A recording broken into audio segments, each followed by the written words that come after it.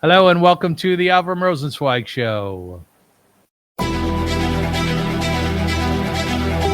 Welcome to one of the internet's best podcasts, where we dive deep into the lives of the extraordinary and fascinating people who leave an indelible mark on our world. Join us as we explore their captivating stories, remarkable achievements, and unique perspectives that shape history and inspire generations. Get ready to embark on a journey through the lives of inspiring people unlike any other.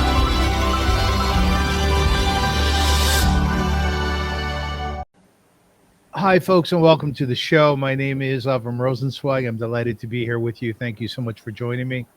You know, at the top of the show, I always talk about what I would like you to take out of the show. Certainly it's your option as a listener or viewer, but I always try to drill down to particular places and areas which I think are important to hear about and to talk about.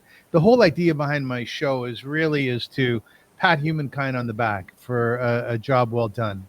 And I think it's extraordinarily important to do this because, you know, we live in a time where there's a lot of criticism out there. There's this dark cloud hanging over us, many of us. And one gets sort of a sense, even by watching Netflix or Amazon, every movie is about destruction, it seems, you know? And I want to remind people that we have created a wonderful world, an incredible world, through our own creativity. So I bring on inspirational guests in order to do that. And today my guest is Carla Stockton. Carla, how are you? I'm well, thank you, AVRUM. How are you? Yeah, I'm great. Thank you so much for joining me. Carla has gone through life until this point, experiencing greatness and also experiencing some real challenges. Divorce, as an example. Her mother had to escape Europe, or else she would have been caught in the Holocaust. And you can imagine what it's like being brought up by somebody who has to go through that. That's deep trauma. So it's interesting because Carla wrote a book about that. She's an essayist, and you'll see the book at the top of her screen there, Too Much of Nothing, which is also a Bob Dylan song, and we'll comment on that later. But what I would like you to consider in this interview is, just like Carla has gone through so much in life, adventures and challenges, so have all of we. I was thinking about that the other day. I was going through my whole litany of friends, and thank God I have many friends. And I was thinking about what they have gone through in life, and they've all gone through shit. You know, they've all gone through the troubles and the tribulations. But by the same token, they have what we call in Jewish a lot of nachas, a lot of pride in themselves and in their family. So, Carla, once again, welcome to the show. I'm really grateful that you're doing this. And I also want to give you a big embrace for writing a book, which is not an easy thing, right? It's not an easy thing. I want to thank you, too, because I think it's important to point out, it's something that I say all the time about my experience, my book, is I'm not unique in any way, and my story is not unique. My voice is, it's my own voice that tells the story, but it's a universal story, the same as my mother's story of running away, of being in exile is a universal story of immigrants. And that's what makes it important for us to keep telling these stories, because the more voices that tell the same story, the more resonant it is for the world to hear and take in. But don't you think we're all unique just by virtue of the fact that we were created in God's image, if you will? Our DNA comes from our parents. Don't you think we're all unique? I think we're unique in who we are, but we share humanity, we share experience. I mean, most women who grew up at the same time that I did can identify with the way in which women were brought up in that time. And that makes me not unique, because I have the experience that other women growing up in the 40s, 50s, and 60s had. The same as, and I'm actually working on a fiction now that I had started out thinking I was going to write another nonfiction. And I realized that there's a story about the first Jewish immigrants to New York City that is very much like my mother's story.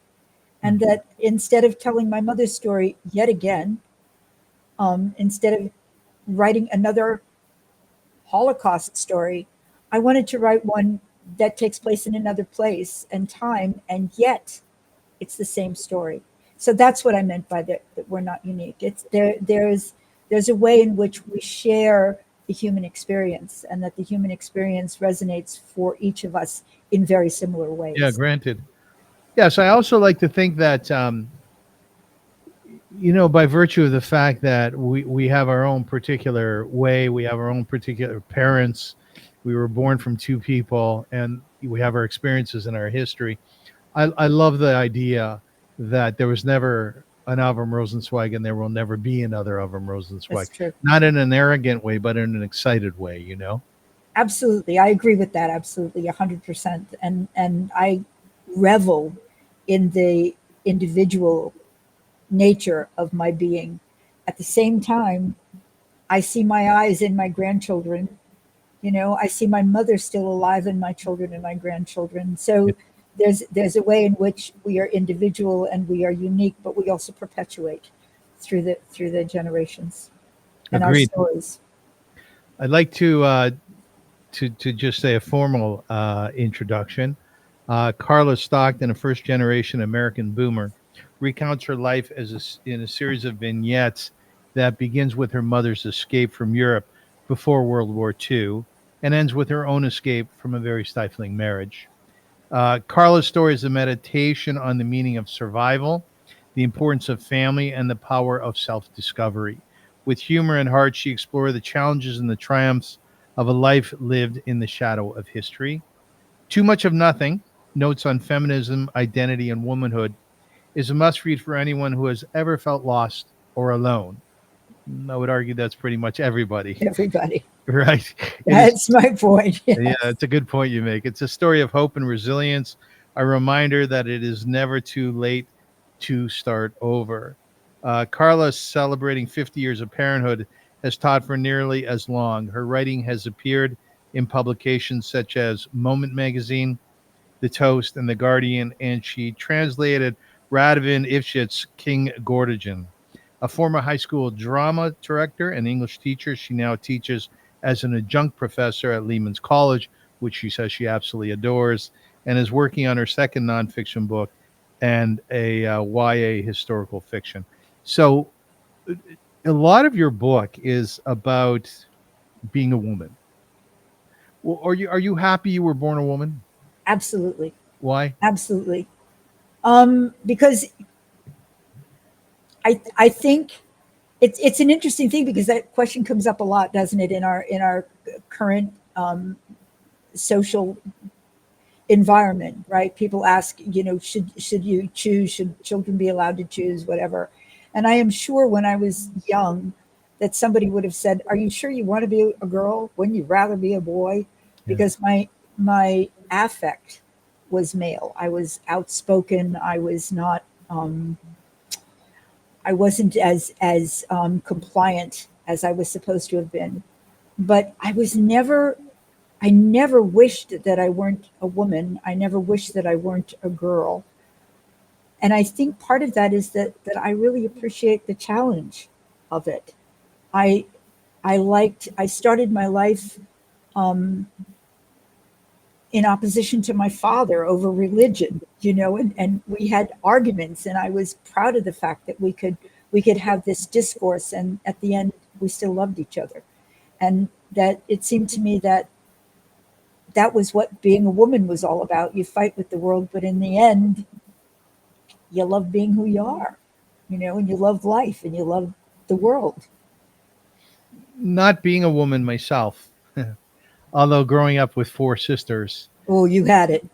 Well, the home was very feminine. Yeah. But my father was a rabbi and he was very, very masculine. I don't really know the challenge of a woman. So explain to us what it was and what it is. My growing up as a woman was very different from my granddaughter's growing up now.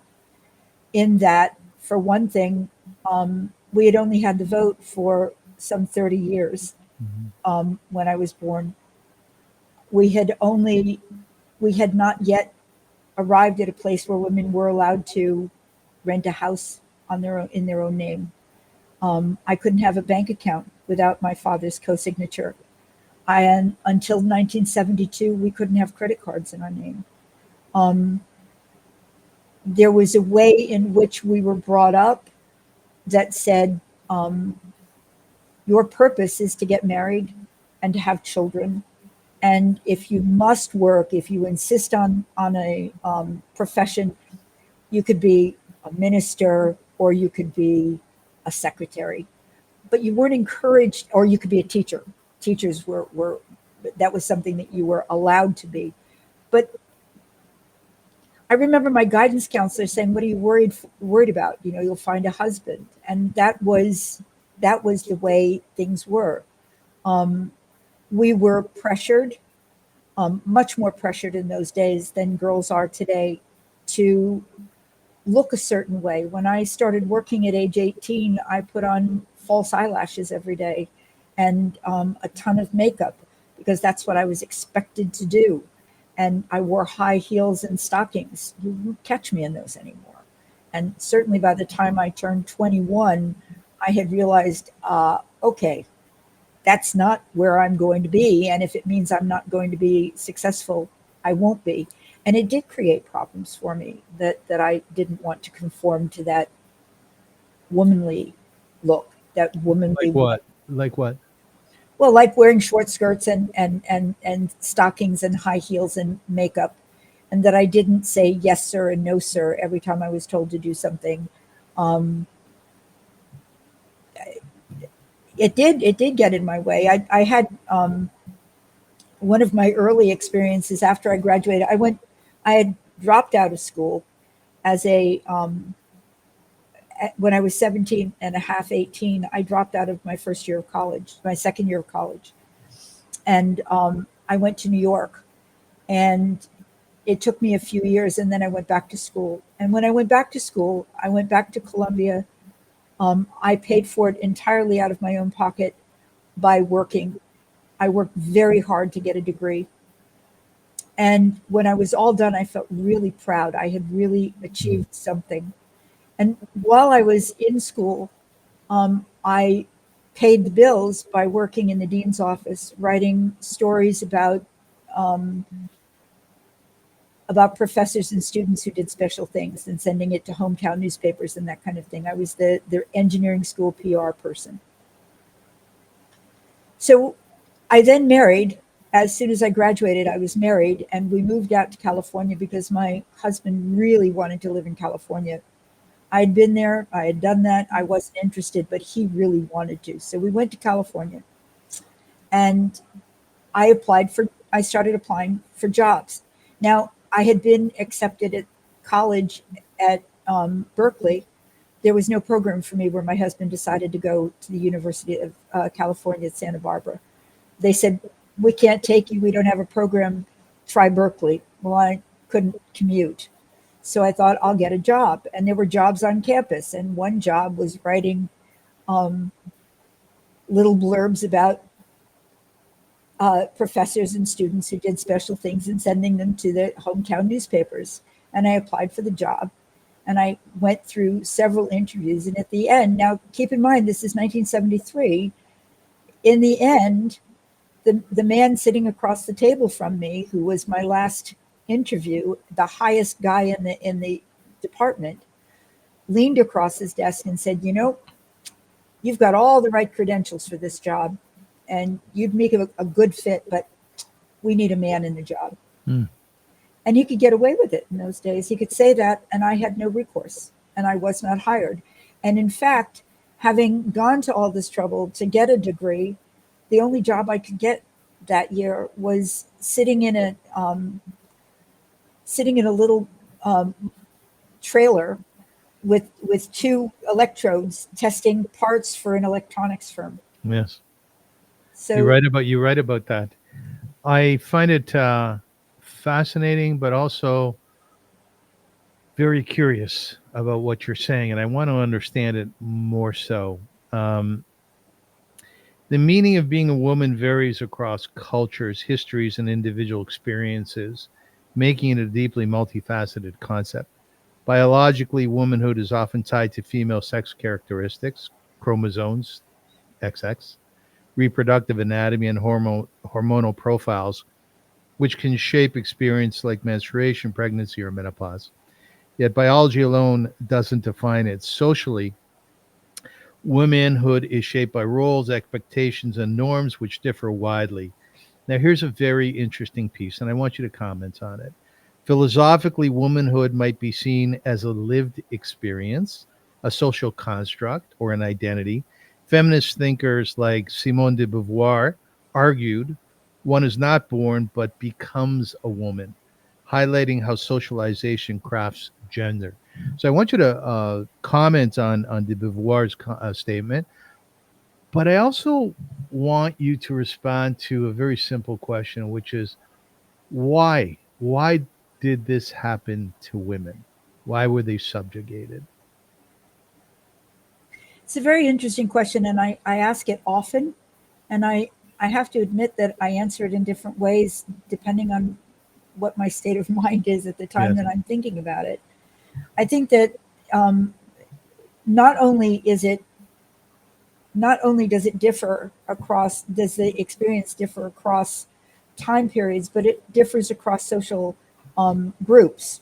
If I had been born wealthy and had been born maybe, if I had had a father who was a robber baron, there is a very good, and he did not have a son, I might have been able to take up his mantle, and it might have been okay. There were ways in which a woman could sort of jimmy herself into a position of power. There have been instances, obviously, of women ruling the universe. Catherine the Great certainly is a Yes. good example of that.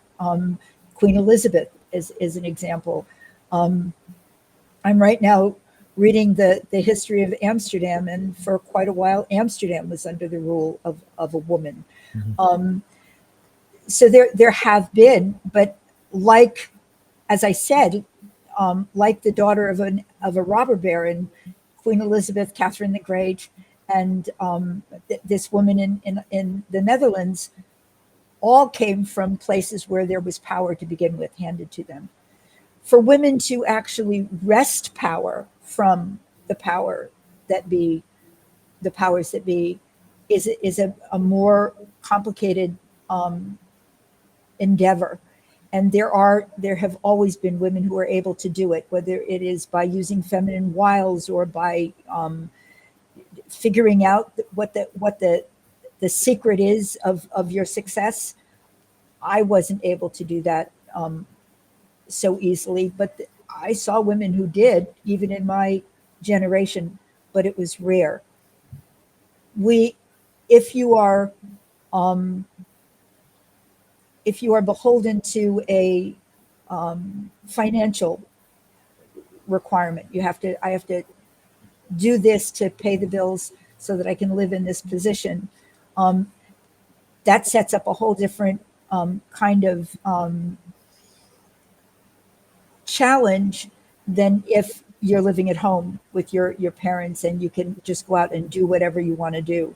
So each thing is each ability that you have to do whatever you want to do is determined by where you are and what is out there Yes. for you.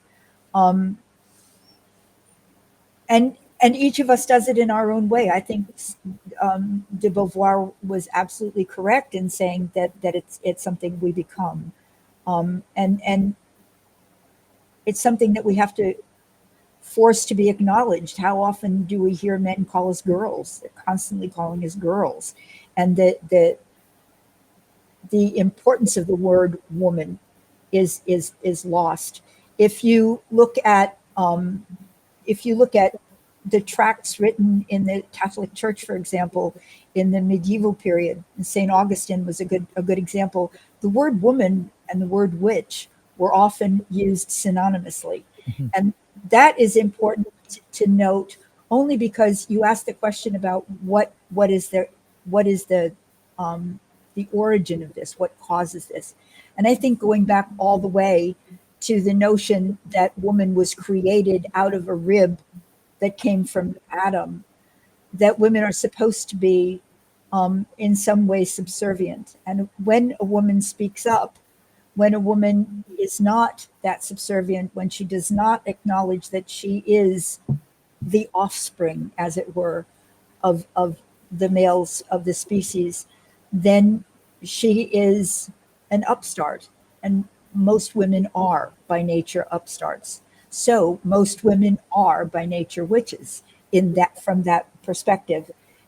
And that has always been, I mean, you go back to Lilith, and witch is always, the woman we want to avoid. Lilith is the anti-Eve, and that's what we want our women to be. Eves, we want them to be Virgin Marys. Yeah, just to comment on that, there are really two creation stories. If you read very, very closely Genesis, one of which is the creation of man and woman as being equals, Lilith being that woman, but she was too obstreperous. Yes, So exactly. God had to start over, and hence taking your rib from Adam. Carla, when you wrote about Richard extensively, your marriage to him, and then ultimately your divorce. So there are in my life, there are key females. In your life, there are key males. Your father, Richard, now your grandchildren. Thank God. When you look at men, who are they? Each one is different. I've never been it's one of the things that bothers me most about the Me Too movement is that I can't put men into a bucket and say that's who they are. Because first of all, I grew up with brothers, and my best friends have always been men. I was never really good at, it took me until I was in my 50s to learn how to really be friends with women. I didn't know how to be supported by women. I didn't know how to interact with them without being obstreperous. And men, I found men iconoclastic men, most of them, who were very willing to be my friend and be close friends. So it's hard for me to say what men are. To me, they are as individual as other humans. They're humans, and some of them are more good, and some of them are more not so good. But I think for me, the most important aspect of humans, male and female, is that there are good people who are capable of doing bad things, and there are bad people who are capable of doing good things. And it's finding a balance, and finding the people that feel good to you, that make up friendships and partnerships. Your answer is fair enough, but I do want to delve a little bit deeper. When I asked you what is a woman, are you happy being a woman, you spoke about it in sociological terms, very broadly, and that's what I wanted to hear. I wanted to understand your perspective on the female. I'm also very curious, by the way, as to why it took you to 50 years old to make friends with women. So you can comment on that later too. But from a sociological point of view, when you see me as a male, as a man, what are you seeing that's different than if I were a woman? Well, one thing I know, that you have more advantages just by your maleness, that people listen to you more readily. As we get older, women become more and more invisible.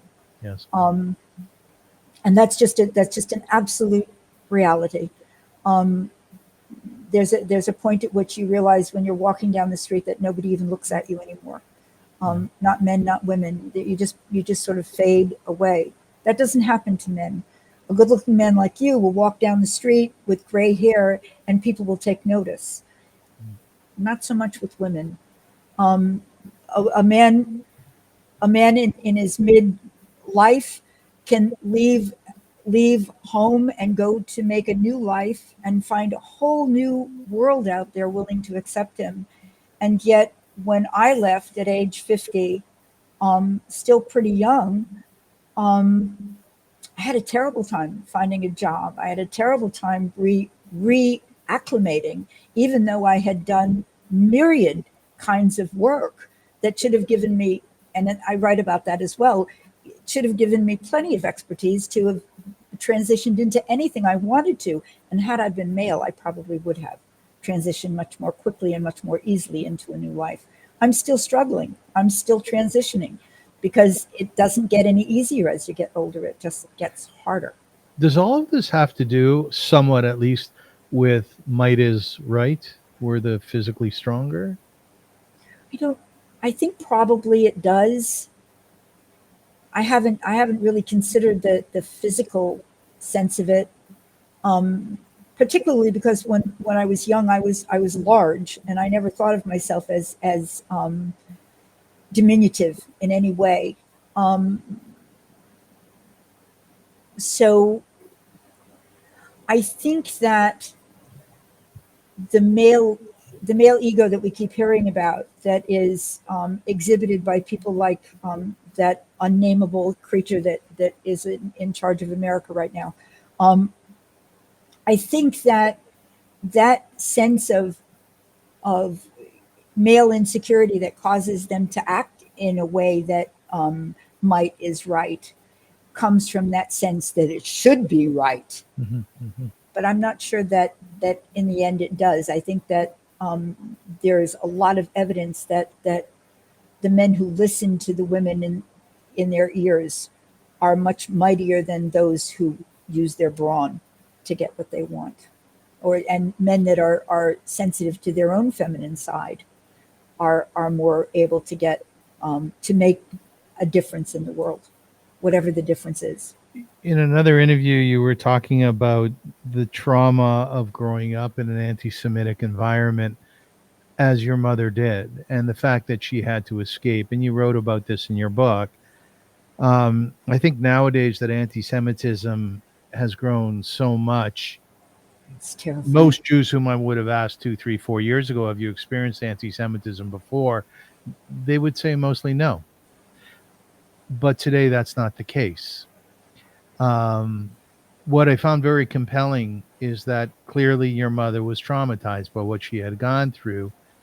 Did that impact upon your upbringing, her trauma? It did, in many, many, many ways, and ways that I'm still learning to understand. Because what she did, may I tell you an anecdote too? Yes, please. So a few years ago, I was asked to write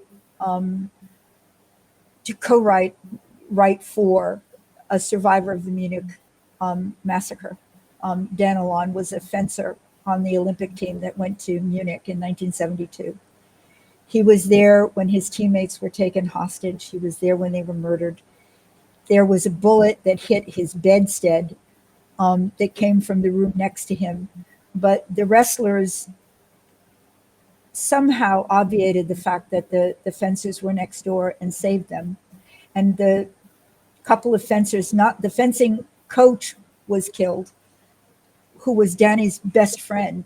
Mm-hmm. But the other fencers were able to get away because of the bravery of the wrestlers. Danny approached me in 2009 to write with him his memoir about what happened and his experience. And I asked him, why, if this happened in 1972, are we just now sitting down to talk about this? Why'd you wait so long? Yeah. Exactly. And he said to me, I lived. Mm-hmm. It wasn't so interesting. Mm-hmm. I felt my chest heave for a moment, and I looked at him and he said, why are you crying? And I said, because you just said exactly what my mother said. Mm-hmm. When I was 11, I grew up, in the first years after they came to America, my mother and her sisters and their parents were constantly living together. My grandparents had a revolving door, and the sisters were in and out. They had been through so many traumas together that they just cleaved. They could not be apart. And my father would take us to Albuquerque and we'd come back to Bayside. And my father would take us out here and we'd come back to Bayside. And we were always in and out. And I was born in 1947. So from the time I was born, I would hear the screaming, the wailing, the expression of horror as news came in from who went where. My grandmother was the youngest of 10 children. My grandfather was the second of 8 children, and many of their siblings were eradicated in the horror. I did not know any of this. Nobody talked about it. Nobody told us. When I was 11, the Book of the Month Club selection was Leon Uris's Exodus. I stole it from the mailbox. It looked like a book I wanted to read. I went to my room and I read it in one sitting. I could not stop crying as I realized, oh my God, that's what I've been hearing. That's what happened. So I went to my mother and I said, why didn't you tell me? And she said, I lived. It wasn't so interesting. So yeah, it shaped everything about growing up with her. So much she held in. I have a sister who's 10 years younger than I, who says, you're crazy. Mom talked about it all the time. By the time she was a teenager, my mother had learned to talk about it. But when I was a child, she did not. There were 7 children. I was the oldest. I had a different mother from the others. The mother that they had was completely Americanized. She had started teaching. She was an American housewife. I did not have that. I had a scared young woman who sought refuge in my father's wasp blondness so that her children would not have to face the Nazis. And it makes every difference. In your discussion about, in your essay about Richard getting married to him, one thing you said which stayed with me was that you were very excited that he was so attracted to you. Yes, I was. But I must tell you, Carla, from the beginning until the end of the book, and tell me if I'm wrong, but I just had this really, really strong sense that he wasn't right for you. You should never have been with him. Is that accurate? I think that's why I chose the title of that chapter. I said, in the beginning was our end.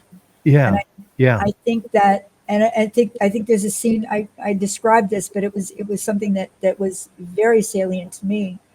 When I walked from our apartment to the hall where we were to be married, I remember looking around and thinking, what am I doing? Why am I doing this? But it wasn't because of him. He is a really good human being. And I do in many ways love him still. He just was the wrong person for me. But I felt at the time, and again, this has to do with growing up. If you learn from I didn't know about Hitler and I didn't know about all of that, but I did know that my mother's favorite sister died when they were 10 and 11. I did know that her brother died when he was 15. I did know that she had been there when my aunt's first child died. I did not know that there were all these. I did know that there were all these bodies that littered the world before I came along, and that my sense was, who was I to be alive when all of these people were dead? And then as I found out about a gifted musician who was shot at Mali Trotinats, or about my gifted great aunt who was shot at her gynecological clinic in Lemberg. As I learned about these things, I took even more umbrage at the idea that I deserved to be here. But I didn't know that. I thought I had low self-esteem. I thought I was undirected. It took me a long time to understand how deeply I was affected by that trauma. I think the kind of trauma that they experienced, particularly my mother, but the whole family, lives in your DNA. I think I see it in my children. I don't think you ever get rid of it. maybe many generations on, maybe my grandchildren will be safe from it. I don't know. Today, do you believe you deserve to be alive? Absolutely. Absolutely. Because why? Because I'm an individual, because every one of us is, as you said, a child of God. We are created for being alive, whether we achieve any great achievement or whether we simply put in our time and be here among others, we deserve to be here. What was there a point? I'm assuming after a lot of reading, writing, therapy, was there a point where you kind of looked up at the sky and said, "Yeah, I deserve to be here"? Do you remember that? You know, the first time I really felt that, and I don't think I translated it exactly, but I remember holding my son the first time. He was my first child. And I remember thinking, this is it. Mhm. This is what I came here for, is to be this mother of this child. And yes, I deserve to be here. I have often said about myself that I'm not enough for myself. That when I had a child, he's 19 now, my boy, thank God. That it's almost like I live for that boy, and so much of my essence comes out because I want to be the best father possible. So I'm constantly thinking and wondering and developing ideas of fatherhood, better parenting. Is that what you mean? Were you not enough for yourself? Oh, I was definitely not enough for myself. Look, I was the oldest of 7 children. Yes, Yeah, yes. and there was never a sense that you were enough by yourself. You know, I was 3 when they brought my brother home to me and said, put him in my lap and said, he's yours to take care of. Yeah. You know, that was, there was no question. Um, yeah, there's that. I think part of my journey was learning to stand up for myself and say, well, I'm going to do what I need to do to be the best mother I can be. And I didn't do that as much as I should have. In the journey, I allowed myself to be, I for example, would perhaps thought that private school and my having a job to pay for the private school was more important than being at home and listening more. Um, so we make mistakes.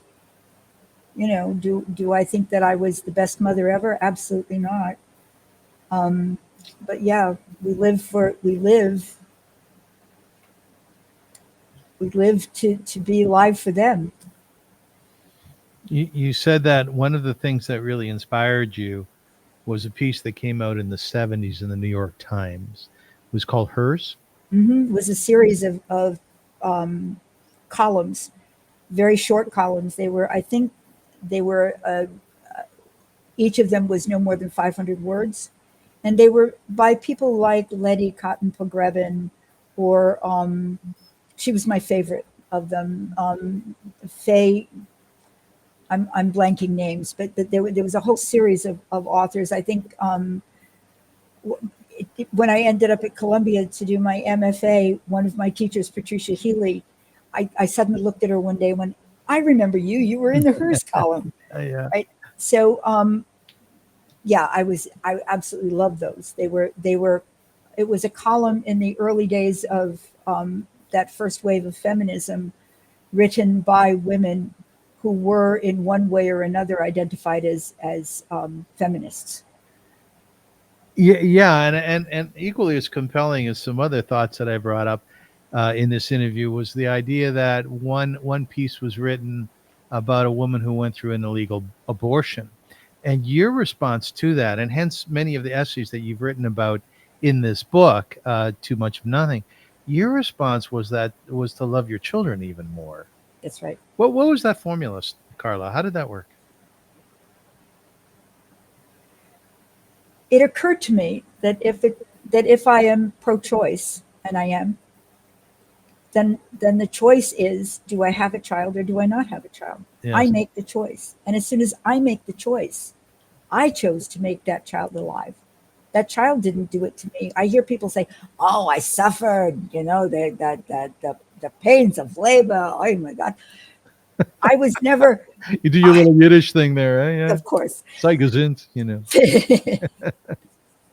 so so I never felt that. I've never actually thought about how painful it was to give birth, or I don't even remember it that way. I made a choice. I wanted to be a mother, and I chose to bring my child into the world. And my children, I have 3 of them. Um,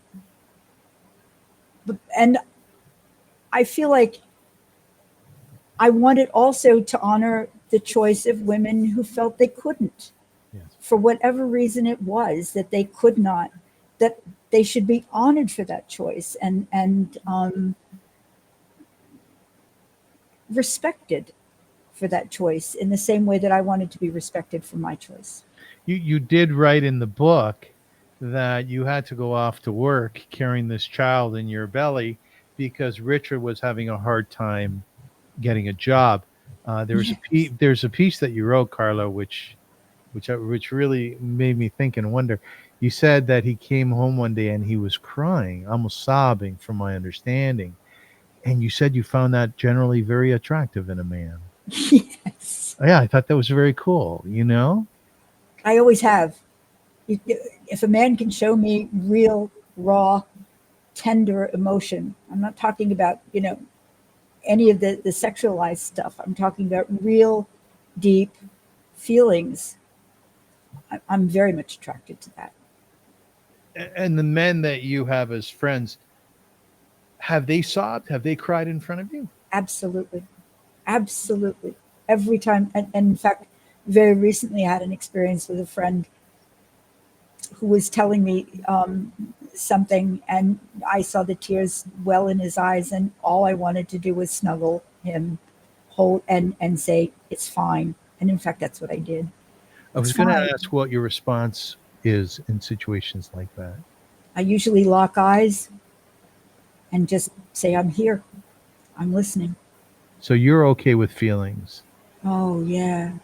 I'm not good at showing mine necessarily, but I'm really good at So hearing what, others. in that light, go back to a question I was asking before. What happened at 50 that allowed you or compelled you, if you will, to be able to become friends with women? What was the big change? I don't know. I honestly have not been able to figure that out. Um, I had traditionally, I don't know whether it's because I chose women incorrectly or because I didn't know how to, because I'm obstreperous, as you put it. Um, I am by nature, and I think that I have traditionally, I've traditionally repelled women, and I could feel that. And so instead of allowing myself to push through that and get close, I pushed away. But a few things happened that changed that. One, my daughters got older. I started to see them as women. We started to interact as women. That's important. My sister in law was huge in this. My brother was a diabetic. Sorry. It's okay. My brother was a lifelong diabetic. He pilfered away his youth because he thought he was invincible. I can do whatever I want. I'll just shoot up some extra insulin. I'll be fine. Yes. So by the time he got to his 50s, he was told, "You're going to die before your 55th birthday. You'll be dead." But he had married a woman. It was his second marriage, who said, "I'd kill you before I let you leave me." Mm-hmm. And she took responsibility for making sure that he took care of himself. And he lived to be 72. And over the years, my relationship with her because she's also obstreperous. She's also the oldest of a large family. She's also, she's that woman, right? Yeah. I had to be close to her because she had nobody else she could depend on, to lean on when she needed somebody to turn to in my brother's worst times. So I learned to lean on her. She was there for me. I think you probably read that she was there for me in a very, very dark time. Yes. Took over driving for me to save my life. Yeah, she was instrumental in making me see that there are more women out there like me than there are not like me, and that it's my responsibility to reach out and make friends. So you love your femininity? Yeah, if I understood what it is, I do. I do. I do. I don't understand exactly what that means, but if it means, do I enjoy being a woman? Yes, I do. Do I enjoy all the trappings of womanhood? No, I don't. That my landlord will not respond to a text from me because my shower needs fixing.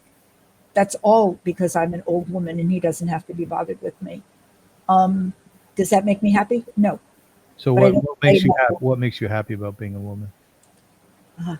having children and grandchildren, Okay. having young women, a lot of women in their 40s and 50s read my book and write to me and tell me how much it affected them. I gave a workshop in New Haven some months ago and was absolutely amazed to see an army of my former students, all women in their 50s, arrive with flowers saying thank you Very good. for what I gave them. And yeah, that makes me happy because it's only because I was a woman that I was able to give them whatever it was that I gave them. It's complex, the whole thing, isn't it? It is. It is. It Much is. more But isn't complex. I'm sorry, go ahead. Yeah, I was going to say, maybe this is what you're going to say. Much more complex for women, I think, than for men. Maybe, but maybe the complexity is different. Maybe.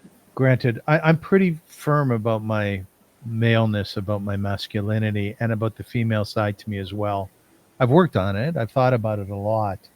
But I find from discussion with you and other women whom I know that all the different waves of feminism have been extraordinarily successful in their own way.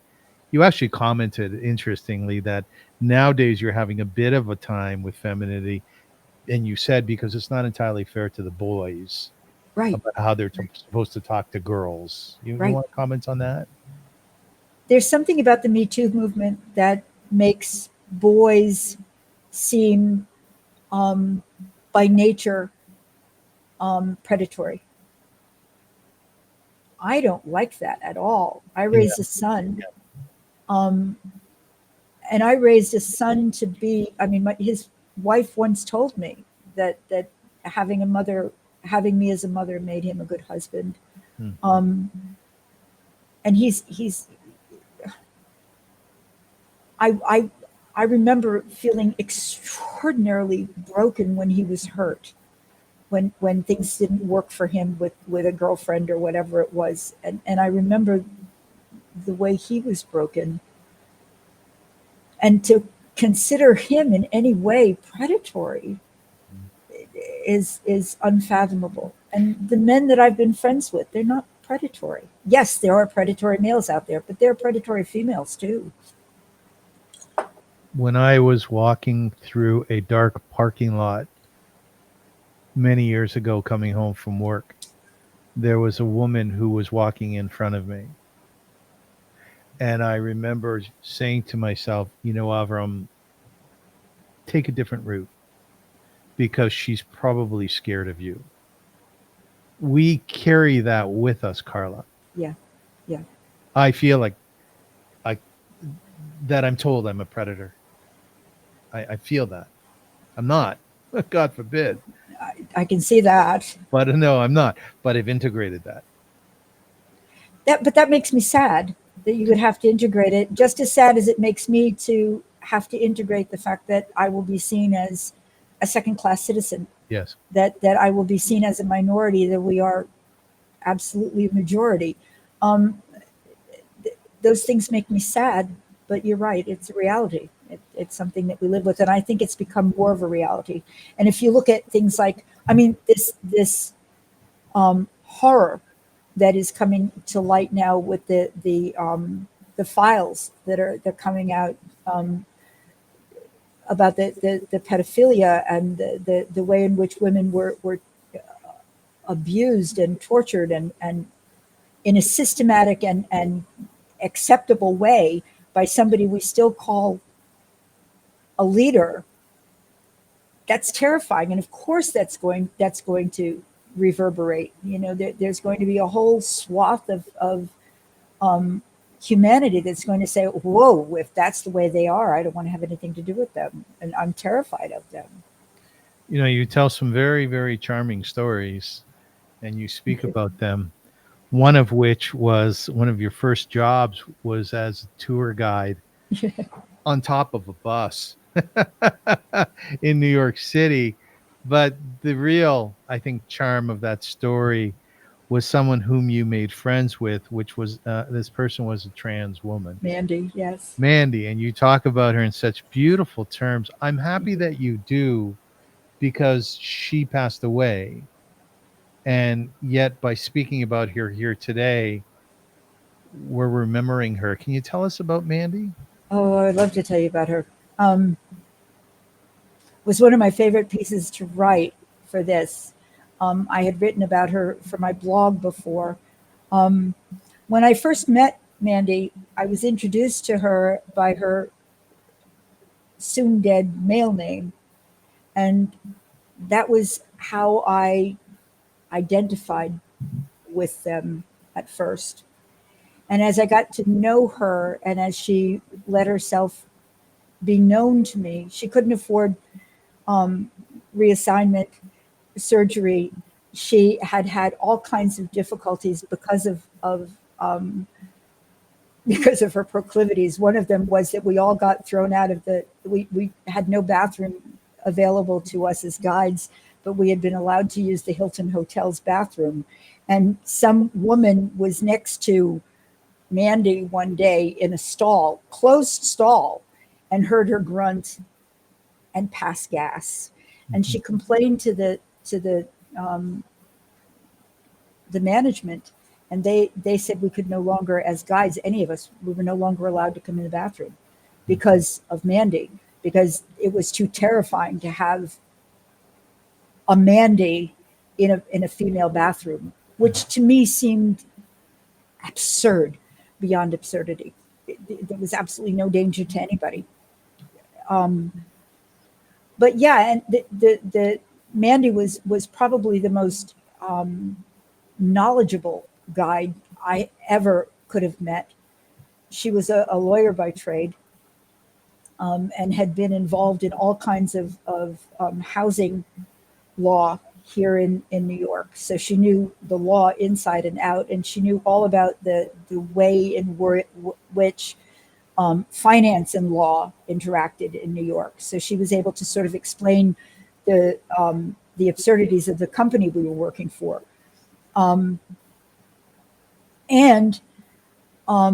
She called herself a lesbian, but she was still in a man's body. And I loved hanging out with her, but I was not in the least bit attracted to her, which made it hard, because I didn't want to hurt her feelings. But we became really good friends, and I found that I could read and read and read and read and read about New York and wouldn't learn nearly as much as she would teach me by telling me a story about one day in her life in the city. And I think that's what brought us together, was we both loved New York in a very deep way. And I think there was another thing that is not in the book that I shared with Mandy. My father's ancestors are very much part of New York's original history. They came here when it was New Netherlands. My father's family has been here since the 1600s. Mm. Some of his family were English. They came in the 1600s to Massachusetts and Maine. But the people who brought him up, his mother and the people he was closest to, were Dutch. And they were from New Netherlands and New Amsterdam. And then my mother comes from Europe. And where does she land? In Kingston, in Ulster County, 11 miles away from my father's grandfather's farm. There's a way in which New York ties all of that together for me in a way that no place else does. And Mandy was also had Dutch roots and Jewish roots. So we were able to speak to each other about that. And that's not easy to convey.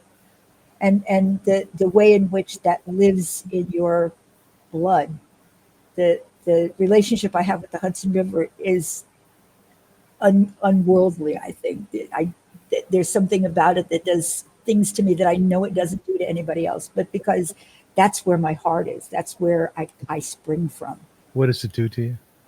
Oh, it just makes me feel so alive with the whole the whole cycle of life and life and life and life and life. It's an ever regurgitating cycle that you can be part of. I don't know. It's what the Chinese call the red thread, right? That you've got that thread that connects you from the very beginnings of your ancestors to where you are. And that's to me what I get from the Hudson River. It's my red thread that my father's family settled there, and then my mother. What makes a Jewish family choose Kingston when they arrived from the old world, and that they ended up there on the banks of the Hudson River? That's a red thread. Do you think there's any truth in the idea that Mandy was someone whom you liked so much, certainly because of her character as you described her, but also because she had female in her femininity, but she also had still some male in her? Oh, yeah. I think that's profound that you get that. Absolutely. Absolutely. I loved sitting and talking with her. And I remember thinking, we had no place to go in the cold. It was a very cold winter that winter, and the company put a bus out. One of the coaches, they put it out. They didn't have any heating in it, but at least we could be in out of the wind. And we would sit huddled, and she would be telling me stories. And I remember thinking, this is better than being with a man, because it's a man and a woman at the same time. Yes. And yes, absolutely.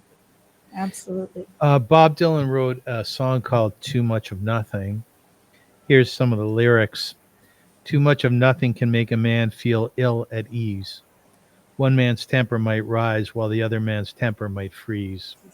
In the days of long confessions, we cannot mock a soul. When there's too much of nothing, no one has control. Say hello to Valerie, say hello to Marion. Send them all my salary on the waters of oblivion. It's a brilliant, brilliant man. Too much of nothing can make a man abuse a king. It's a great lyric. He can walk the streets and boast like most. And it goes on and on. Did this impact your book, or at least your title? I have had that lyric running through my head for much of my life. I was there when Dylan came to Newport on his motorcycle. And I don't like the way they told the story in the movie with Timothée Chalamet, but it did bring back the moment. Yeah, there are people like Bob Dylan and Pete Seeger and Woody Guthrie and Tom Lehrer, who live inside me, and later Paul Simon. And so their lyrics are all there, but this too much of nothing, that's been my theme. I had it. In my desk in New Haven. I actually printed out a sign that had too much of nothing, and part of the lyric over my desk, because that's always been my theme song. Carla Stockton, we talk a lot about your history. We talk a lot about the past. We talk about a lot of things that occurred in your life, being a feminist and so on. Today we're in 2025. It's a very different world. Do you feel relevant today? Sometimes, not always. I find that my sense of feminism, for example, is at odds with many of the younger women that I encounter. My idea of what is sexualized and what is not sexualized is probably provincial in their eyes. But I think my experience is relevant, and I think that my viewpoint is relevant. I will say that I still teach.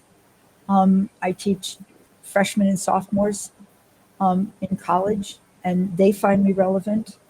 I teach in a particularly interesting school because it calls itself a haven for the Hispanic community. But the truth is that Lehman is a school where,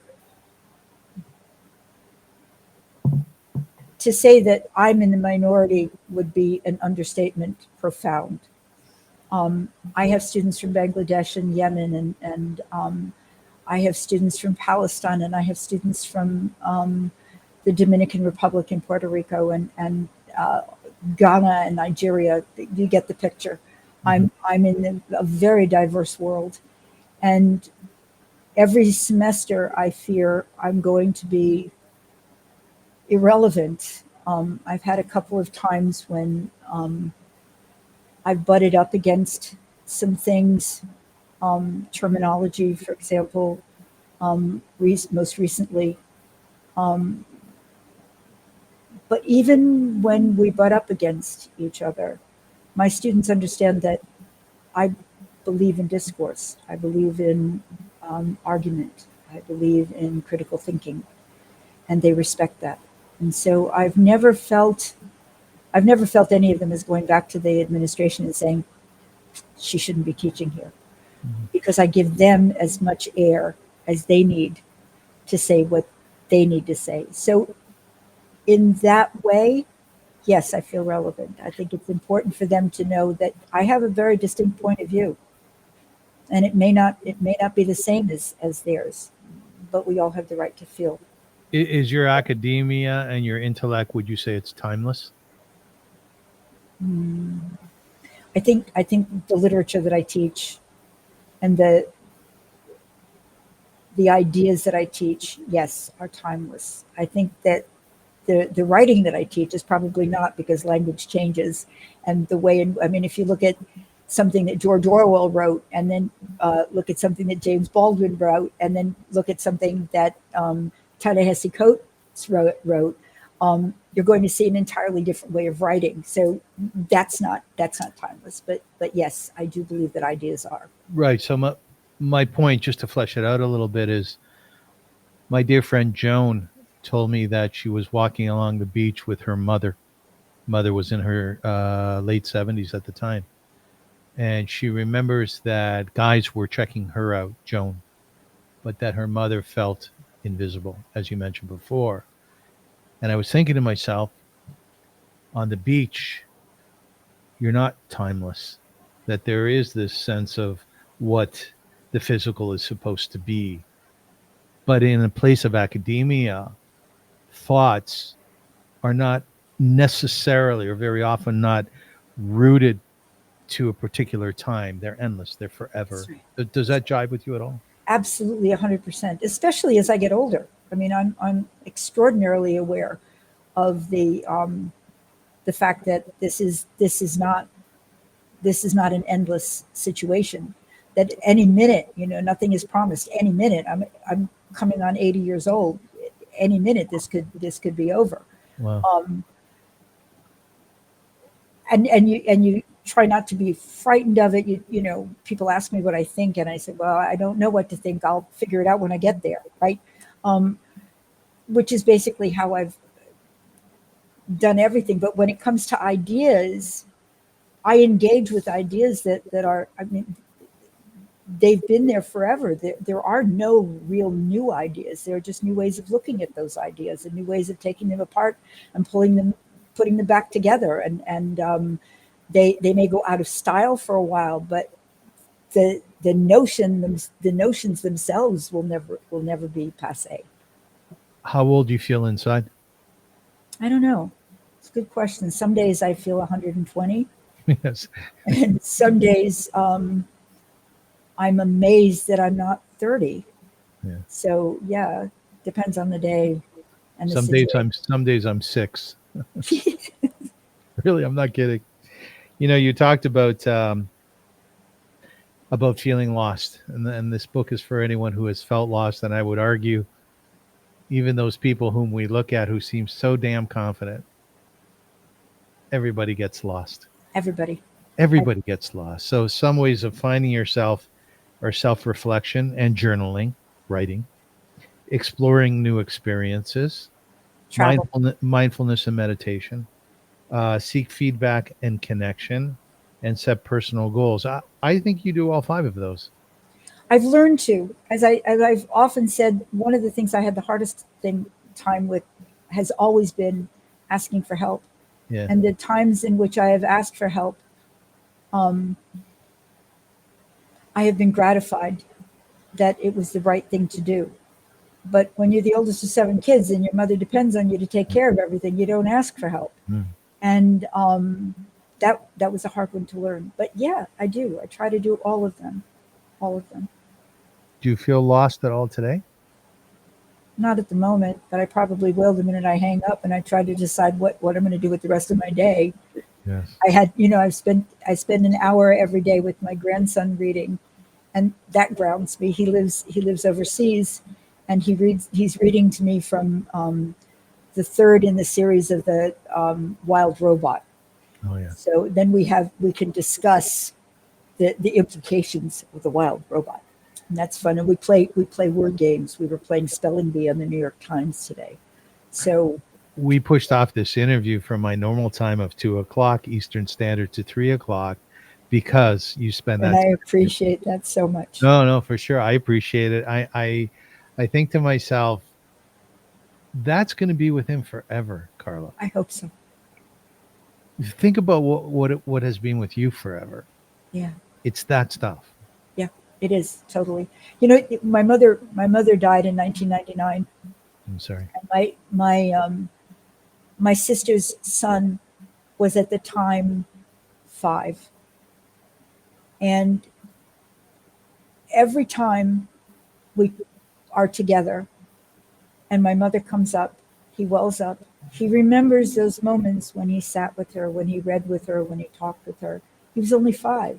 He's a helicopter pilot. He's a big man, right? In his 30s, but that's what he remembers. That's what grounds him. And yeah, I hope that my kids will have that too. Well, last question. When you go through those moments of feeling lost, and certainly I do, what happens inside of you? What are you feeling?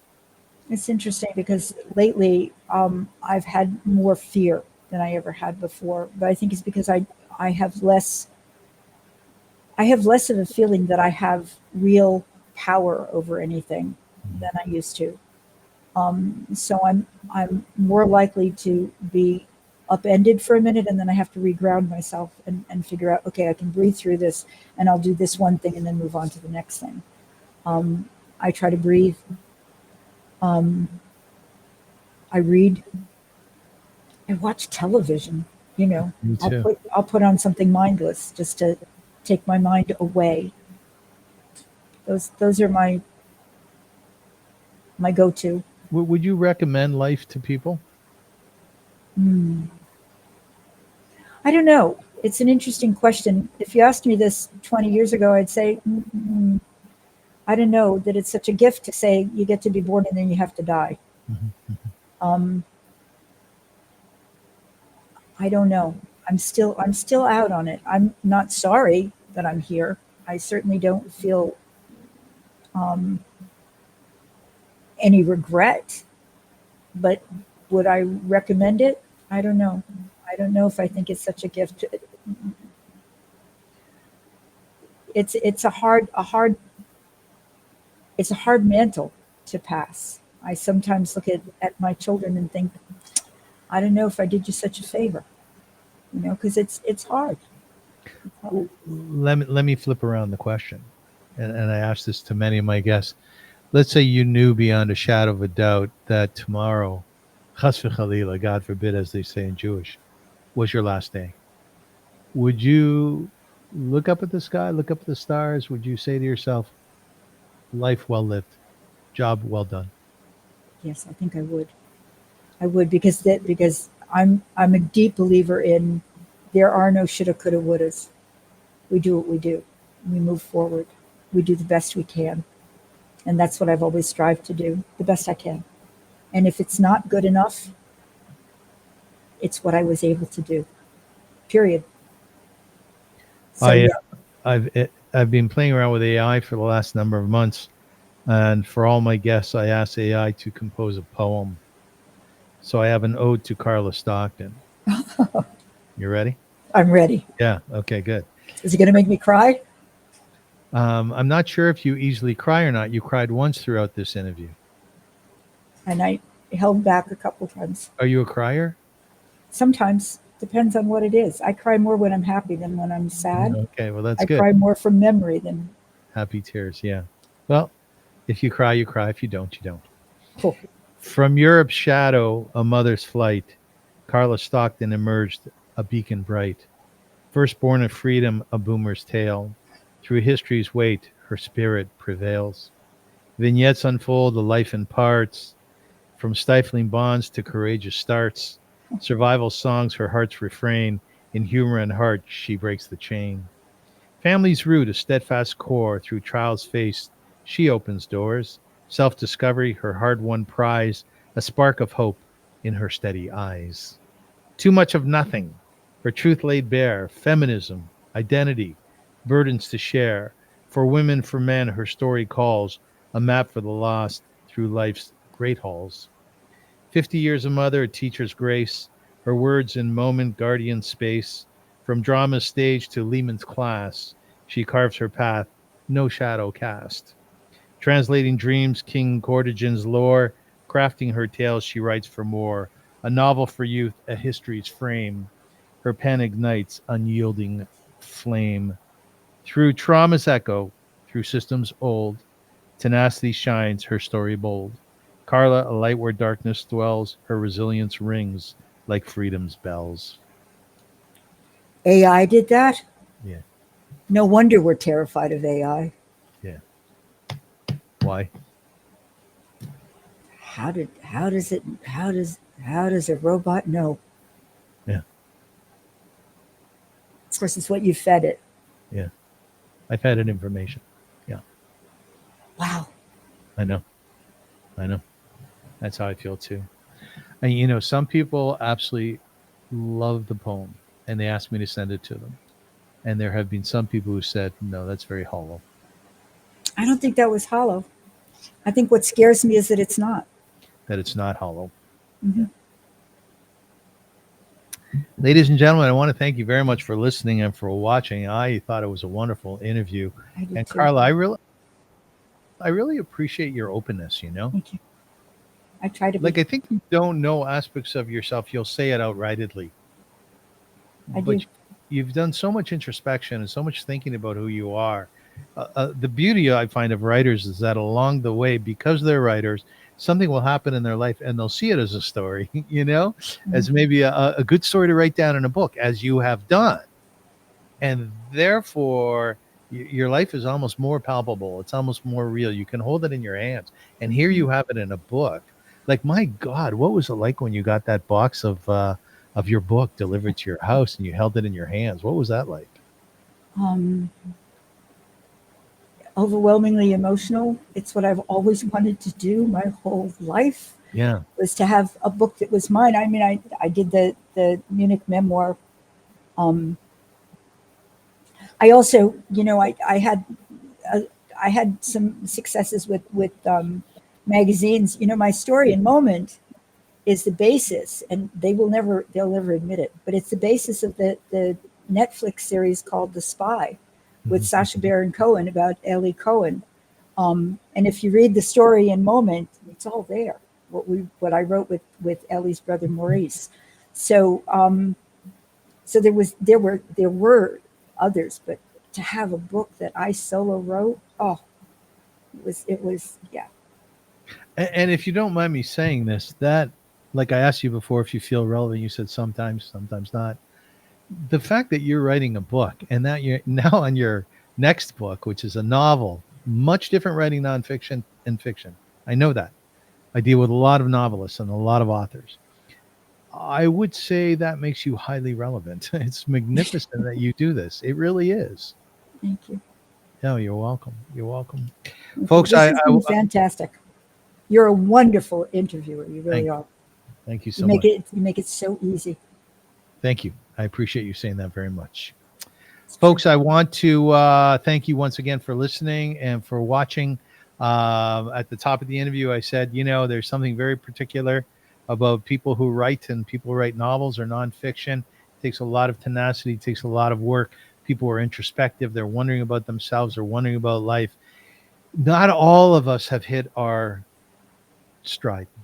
There's a lot of people out there. I meet so many people, Carla, who are at different stages of life. They're just really lost, And what I'm hoping is that an interview like this and other interviews that I do, I'm really hoping that it helps people find themselves, and that they take away from this interview the work that you put into this, the tenacity, the wonderment, the thought, the taking forward your life story and turning it into a memoir of sorts.